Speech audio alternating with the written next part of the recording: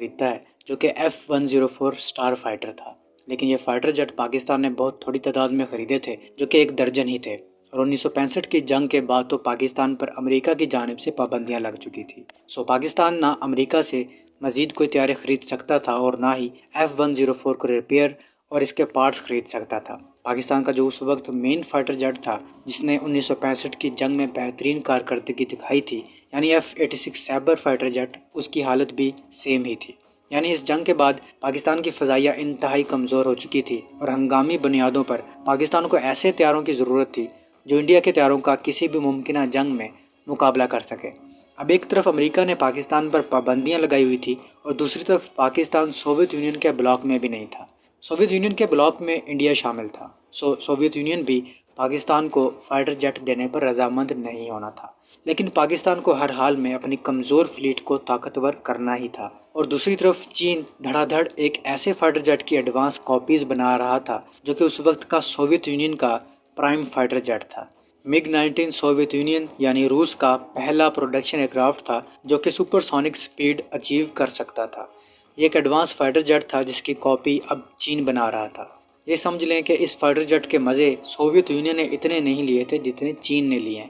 جس طرح چین نے اس کا بہترین استعمال کیا ہے، سوویت یونین بھی نہیں کر سکا۔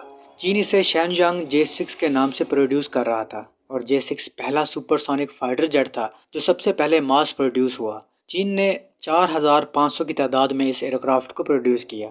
MiG-19 کی سوویت سروس شارٹ تھی اور چین نے اسے کافی استعمال کیا، اور اس فائٹر کو اصل ویلیو بھی چین نے ہی دی۔ چین نے اس کی ایجیلٹی بڑھائی، اس کی پرفارمنس بڑھائی، اس میں پاورفل کینن انسٹال کی اور اسے 1958 سے 1981 تک پروڈیوس کرتا رہا۔ پاکستان کی نظر چین کے J6 پر تب پڑی جب 1965 میں ہی J6 نے امریکہ کے F-104 اسٹار فائٹر کو شوٹ ڈاؤن کیا تھا۔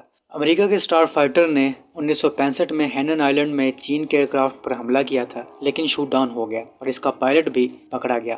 پہلی بار ہو رہا تھا کہ پاکستان چین سے کوئی فائٹر جیٹ خریدنا چاہتا تھا، لیکن ڈر بھی رہا تھا کہ یہ پاکستانی ہارڈ ویئر کے ساتھ کمپیٹیبل بھی ہو پائے گا کہ نہیں، کیونکہ پاکستان اب تک امریکن ٹیکنالوجی یوز کرتا آیا تھا۔ چائنیز ٹیکنالوجی کا امریکی ٹیکنالوجی کے ساتھ کمپیٹیبل ہونا ضروری تھا، لیکن پھر بھی پاکستان کے پاس کوئی دوسرا راستہ نہیں تھا۔ پاکستان نے 1965 میں 260 J6 فائٹر جیٹ، جسے پاکستان F-6 فائٹر جیٹ بھی کہتا ہے، چین سے خریدے اور انہیں پاکستان ایئر فورس کی 10 اسکواڈرنز میں شامل کیا۔ اس ایئرکرافٹ کو شامل کرنے کے بعد پاکستان ایئر فورس کو کافی ایشوز کا سامنا کرنا پڑا، لیکن سروس کے دوران ہی پاکستان ایئر فورس نے اس ایئرکرافٹ میں ماڈیفیکیشن کرنا شروع کر دی۔ پاکستان ایئروناٹیکل کمپلیکس نے اس ایئرکرافٹ کے انٹرسیپٹر کلوز ایئر سپورٹ کو امپروو کرنے کے لیے کوئی 140 ماڈیفیکیشنز کی، جن میں مارٹن بیکر کی ایجیکشن سیٹ کی انسٹالیشن، گن کیمرہ جو کہ گن پر ماؤنٹ ہوتا ہے، western avionics, AIM-9 missile French rockets, under belly gondola style fuel tanks اور خاص طور پر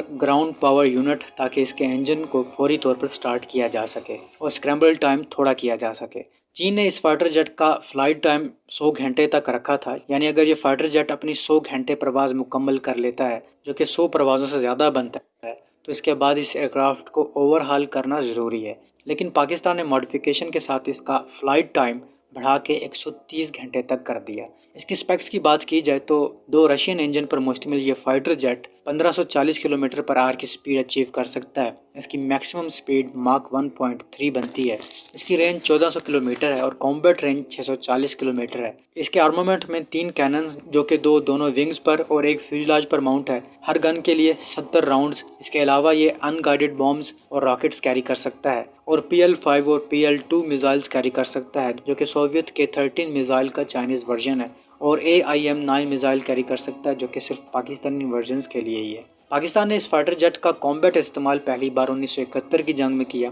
اس جنگ میں پاکستان نے اس فائٹر جیٹ کو 3 اسکواڈرنز پر آپریشنلائز کیا، جو کہ نمبر 11، نمبر 23 اور نمبر 25 اسکواڈرن تھی۔ ان اسکواڈرنز نے اس فائٹر جیٹ کی 945 پروازیں لیں، جن میں سے 834 کامبیٹ سارٹیز تھی۔ ایئر ٹو ایئر کامبیٹ میں ان فائٹر جیٹس نے 8 انڈین طیارے شوٹ ڈاؤن کیے اور 2 ڈیمیج کیے، جن میں 4 انڈین ہاکر ہنٹر، 3 انڈین سو-7 فائٹر جیٹ اور ایک MiG-21 فائٹر جیٹ تھا۔